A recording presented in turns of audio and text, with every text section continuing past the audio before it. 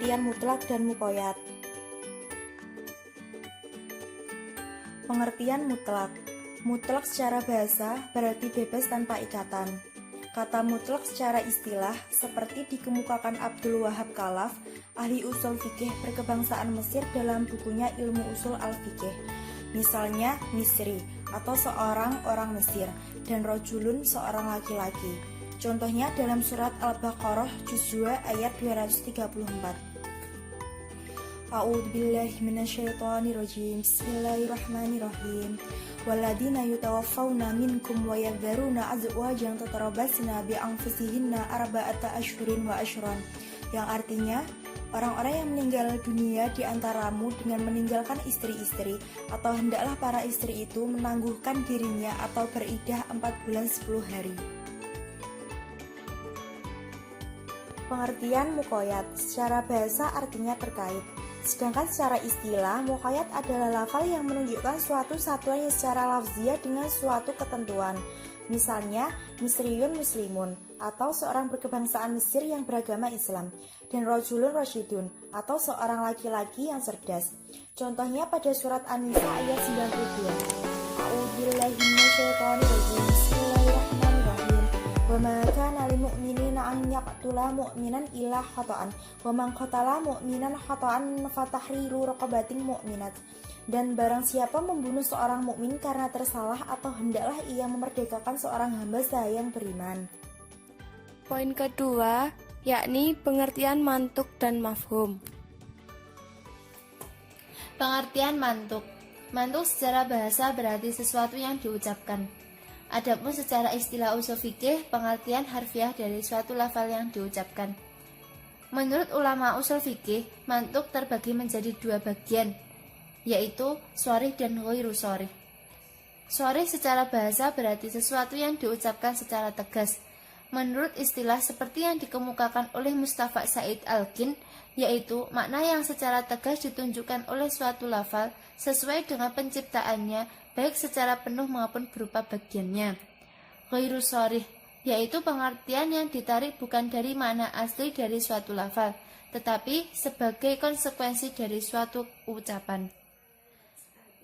Mantuk ghairu sharih terbagi menjadi 3 bagian, yaitu dalalat al-ima, yaitu suatu pengertian yang bukan ditunjukkan langsung oleh suatu lafal, tetapi melalui pengertian logisnya karena menyebutkan suatu hukum langsung setelah menyebut suatu sifat atau peristiwa.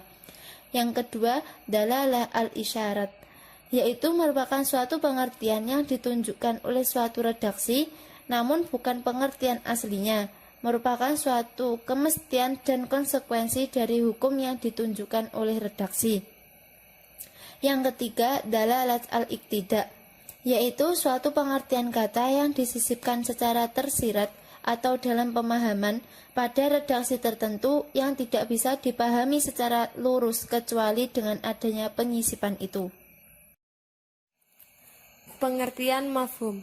Mafhum secara bahasa ialah sesuatu yang dipahami dari suatu teks. Sedangkan menurut istilah adalah pengertian tersirat dari suatu lafal atau pengertian kebalikan dari pengertian lafal yang diucapkan.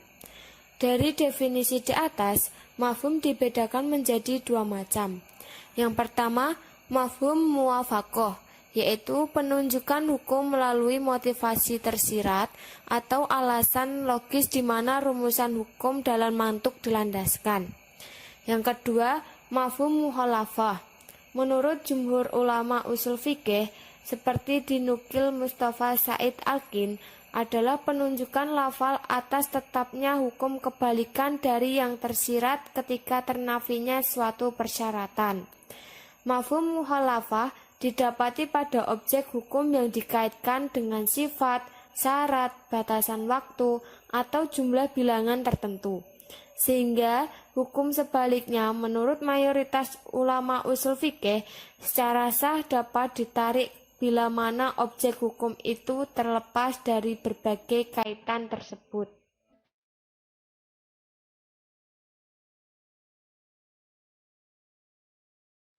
Definisi al-mujmal. Definisi al-mujmal menurut bahasa dan istilah. Al-mujmal menurut bahasa berasal daripada perkataan al-jamalu yang bermaksud percampuran. Manakala dari segi istilah bermaksud suatu lafaz yang belum jelas dan tidak dapat menunjukkan erti sebenarnya apabila tidak ada keterangan lain yang menjelaskannya. Ketidakjelasan ini disebut sebagai ijmal. Terdapat dua definisi al-mujmal menurut pandangan-pandangan berikut. Pandangan pertama menurut Prof. Dr. Abdul Wahab Khallaf dan yang kedua menurut pandangan Wahbah Az-Zuhaili. Seterusnya, pembahagian al-mujmal. Terdapat tiga pembahagian al-mujmal. Yang pertama, sesama afrod kepada satu makna hakiki. Yang kedua, sesama makna hakiki pada lafaz. Dan yang ketiga, sesama makna majazi pada lafaz.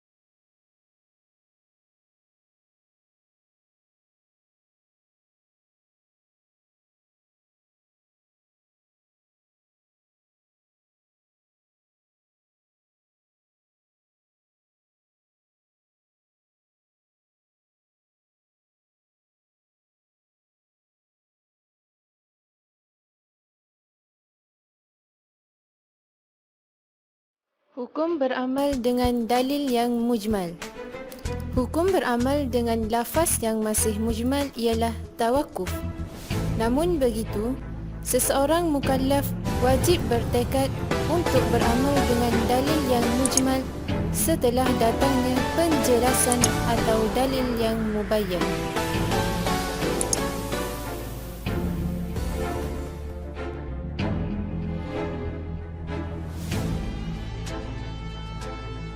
Definisi al-mubayyan. Definisi al-mubayyan dari segi bahasa dan istilah. Menurut bahasa, al-mubayyan bermaksud al-muzhiru wal-mawdihu, yang bermaksud ditampakkan atau dijelaskan. Manakala dari segi istilah bermaksud apa yang dapat difahami maksudnya, baik dengan asal peletakannya atau setelah adanya penjelasan.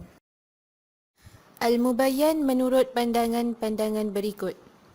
Menurut pandangan Amir Sa'id Al-Zaibari, al-mubayyan ialah lafaz yang maknanya sudah jelas, tidak perlu kepada keterangan lain.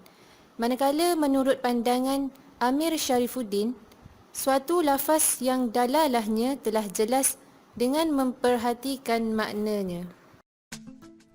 Pembahagian al-mubayyan. Al-mubayyan terbahagi kepada dua. Yang pertama, al-wadihu binafsihi dan yang kedua, al-wadihu bighairihi.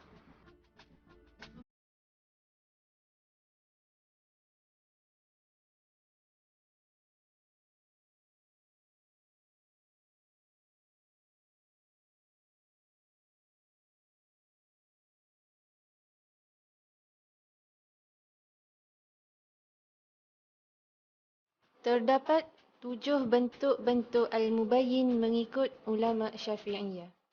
Yang pertama, firman Allah Subhanahu wa taala. Yang kedua, perkataan Nabi Muhammad. Yang ketiga, perbuatan Nabi Muhammad. Yang keempat, ikrar. Yang kelima, isyarat. Yang keenam, tulisan. Dan yang ketujuh, qiyas.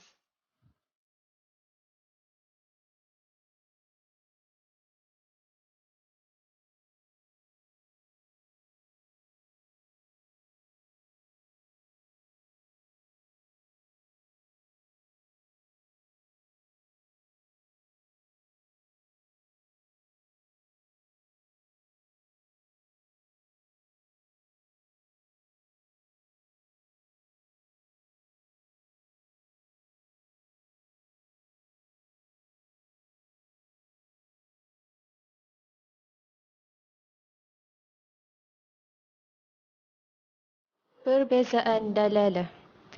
Apabila dalalah yang sama bertemu, maka dalalah yang datang dahulu adalah mubayyin dan dalalah yang datang kemudian dipanggil muakkid.